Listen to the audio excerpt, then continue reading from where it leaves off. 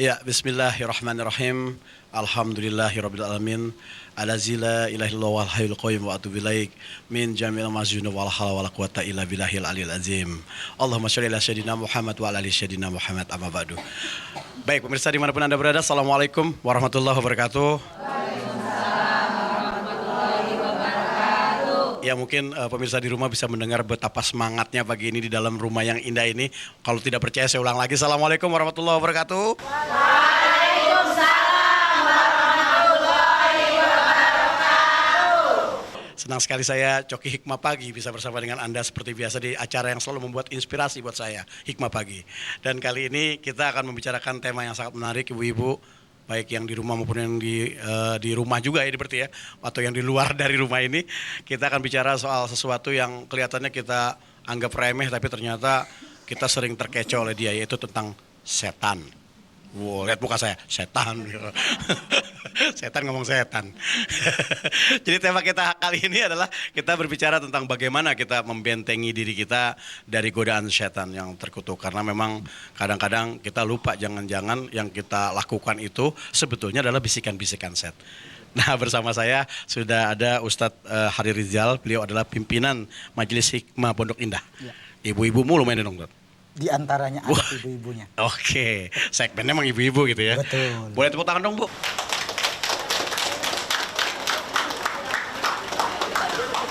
Terus di samping beliau nanti kita bicara juga karena beliau adalah seorang pakar holistik modern. Beliau adalah Dr. Aspial Rifai MDMA. Assalamualaikum Pak Dokter. Waalaikumsalam. Nanti saya diperiksa lagi ya. Boleh. Jangan-jangan saya keberatan badan gitu ya. Ya. Kita akan memulai dialog kita, tapi sebelumnya kita akan mendengarkan ayat-ayat suci Quran, firman-firman Allah yang tertuang dalam surat Yasin 60-65, dan insya Allah akan dibacakan oleh sahabat saya Ustadz Kadaras Madi Rashid, dan nanti hari tilawahnya oleh ibunda saya Ibu Tati S. Slamet. Silakan Ustadz. A'udzu billahi minasy syaithanir rajim.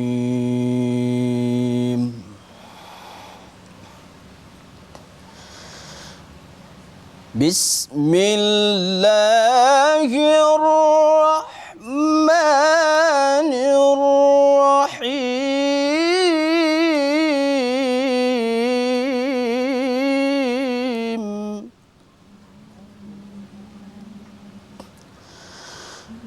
Alam a'had ilaikum ya bani Adam alla ta'budu syaitan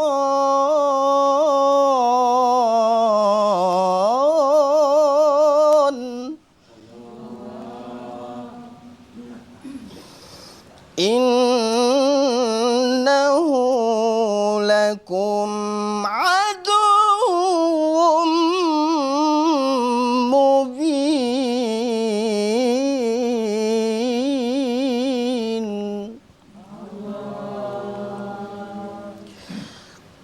Wa an i'buduni hadza siratun mustaqim.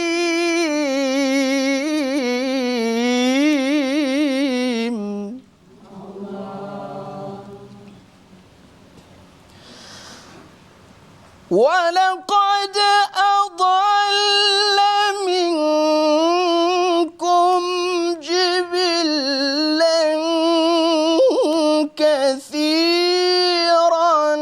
afalam takunu ta'qilun.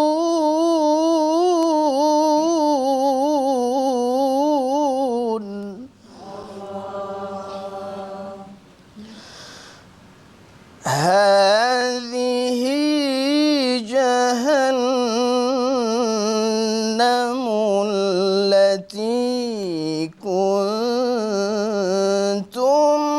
tu'adun.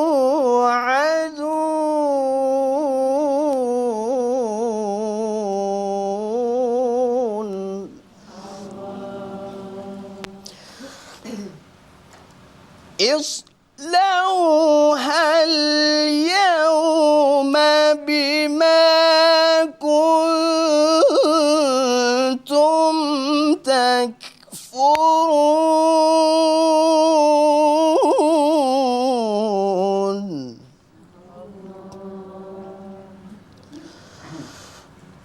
اليوم نختم على أفواههم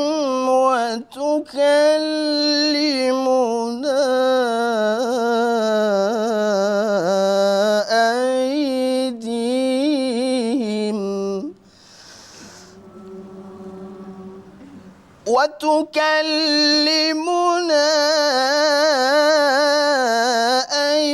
أيديهم وتشهد أرجلهم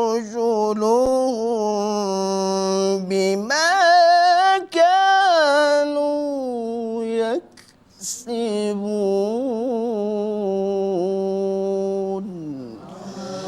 صدق الله العظيم.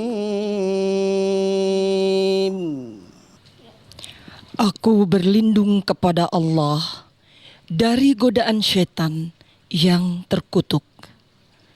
Dengan nama Allah yang Maha Pengasih, Maha Penyayang. Bukankah aku telah memerintahkan kepadamu, wahai anak cucu Adam, agar kamu tidak menyembah setan? Sungguh, setan itu musuh yang nyata bagi kamu. Dan hendaklah kamu menyembahku. Inilah jalan yang lurus. Dan sungguh, setan itu telah menyesatkan sebagian besar di antara kamu. Maka, apakah kamu tidak mengerti? Inilah neraka jahanam yang dahulu telah diperingatkan kepadamu. Masuklah ke dalamnya pada hari ini, karena dahulu kamu mengingkarinya. Pada hari ini kami tutup mulut mereka. Tangan mereka akan berkata kepada kami, dan kaki mereka akan memberi kesaksian terhadap apa yang dahulu mereka kerjakan. Maha benar Allah dengan segala firman-Nya. Ya, Maha benar Allah dan segala firman-Nya merupakan perintah pada kita semua. Tat, kita mulai dialog kita, Tat. Dan ini yang menarik saya ambil dari satu ayat tadi, bahwa setan adalah musuh yang nyata. Dan kalau kita ingin memenangkan pertempuran, kita harus kenal dulu siapa musuh kita. Nah, kita akan bicara dulu tentang setan. Beda nggak dengan iblis kira-kira, Tat? Ya. Dan mungkin kita sambil berdiri kali. Ya, oke, silakan. Boleh. Ya. Ya. Bismillahirrahmanirrahim. Jamaah Majelis Taklim Nur Anissa dan pemirsa TVRI di mana saja berada. Assalamualaikum warahmatullahi wabarakatuh. Waalaikumsalam warahmatullahi wabarakatuh. Kita mau bicara soal setan. Kalau yang masih ngantuk belum jawab salam saya berarti berarti digelandotin setan. Pemirsa juga yang ada di rumah udah sholat subuh berjamaah, ayo jawab salam. Yang tidak jawab maka bagian dari setan. Oh, kedengeran tuh, jawab ya. Ayo, karena menjawab salam adalah wajib hukumnya. Alhamdulillahilladzi hadzana lidzinihil qaim wa bayyana lana siratahul mustaqim. Asyhadu an la ilaha illallah ya'lamu ma yusirruna wa ma yu'linun wa asyhadu anna Muhammadan abduhu wa rasuluh jahadhal batil bisawfil haqq subhanaka la ilma lana illa ma 'allamtana innaka antal alimul hakim. La haula wa la quwata illa billahil aliyil. Alhamdulillah, bubar semua setannya. Bicara tentang setan. Ini sangat menarik. Kalau dulu orang tua kita ketika mau menjelang maghrib bilang sama anak-anaknya, tong, jangan ada di luar rumah. Kenapa, Mbak? Sindakala bahasa Betawi ini. Di luar banyak setan.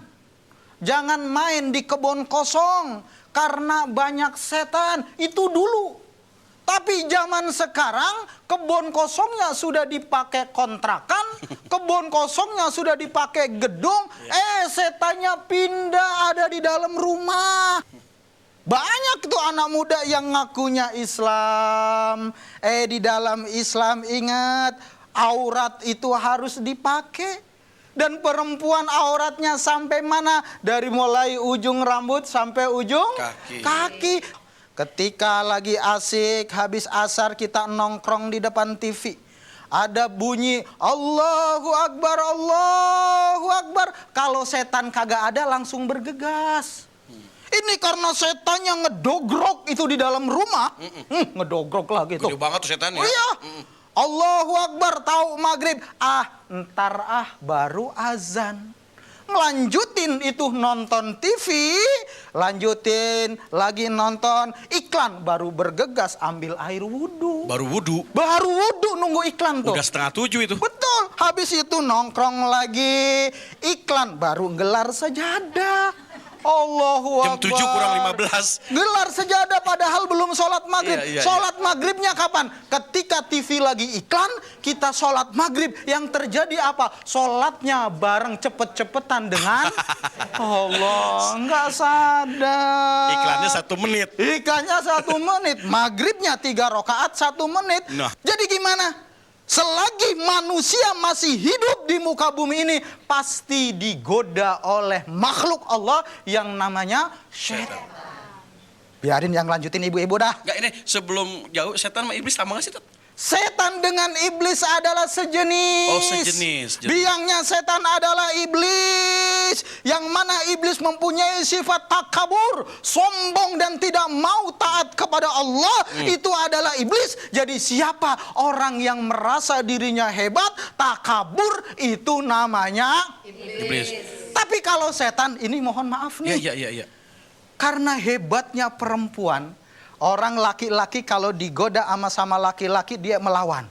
Tapi biasanya menggodanya setan lewat perempuan. Bisa aja tuh setan. Iya, saking hebatnya perempuan, Bu.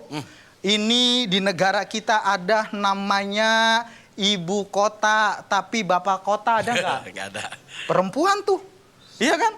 Tangan kita ada namanya ibu jari, bapak jari ada nggak? Agak ada. Saking hebatnya perempuan, biasanya setan itu menjelmanya juga perempuan. Waduh. Contoh, kuntil anak laki-laki perempuan. Iya, perempuan bener. Suster ngesot laki-laki. Nggak ada mantri ngesot gitu. Nggak ada. Mak lampir Perempuan. Iya. Wah, yang serem, sundel bolong. Perempuan juga. Wah. Kasihan tuh nggak bisa kerokan. Nggak bisa kerokan ya. Bolong banyak. Bingung. Baik Mas Iya, Yuki. iya. Oke, gimana kita cara menghindar dari setan? Gimana membentengi kita dari godaan-godaan setan agar kita membentengi diri kita dari godaan setan? Ada kiatnya. Ada kiatnya.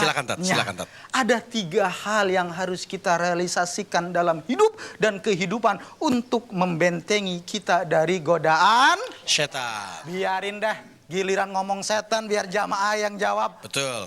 Apa yang pertama? Yang pertama adalah al-masjidu hisnun. Masjid adalah benteng kita dari godaan Setan. Bukan bangunan masjidnya yang mampu membentengi kita dari godaan setan, tapi sifat dan nilai kemasjidannya. Ayo kita perhatikan.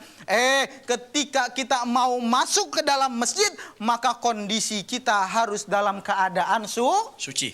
suci hadas besar, suci hadas kecil. Kagak suci, kagak boleh masuk. Sifat kebersihan inilah yang mampu membentengi diri kita dari godaan setan. Kalau memang benar kita serius mau membentengi kita dari godaan setan, ayo perilaku kita harus bersih. Cara bekerja kita harus bersih. Ucapan kita harus bersih. Karena hakikatnya bersih itulah sangat dianjurkan oleh agama Islam. Bukan dikatakan dia beriman dan imannya sempurna ketika tidak memperhatikan kebersihan. Lantas ketika masuk masjid dalam kondisi bersih, apa yang kita lakukan? Sholat. Ketika sholat, takbir, Allahu Akbar. Ini bukan kalimat sembarang, kalimat yang agung. Ketika pada zaman Belanda dulu, kalimat Allahu Akbar mampu mengalahkan penjajah-penjajah yang bersenjatakan lengkap. Tapi para ulama kita dengan takbir Allahu Akbar ternyata mampu merebut kemerdekaan. Ini kalimat Allahu Akbar ketika menghujam di dalam diri kita mampu menjadikan benteng kita dari godaan setan. Artinya apa? Ketika Allahu Akbar menghujam dalam hidup dan kehidupan kita, maka yang lain kecil, yang besar hanya Allah. Jangan disamakan dengan presiden, karena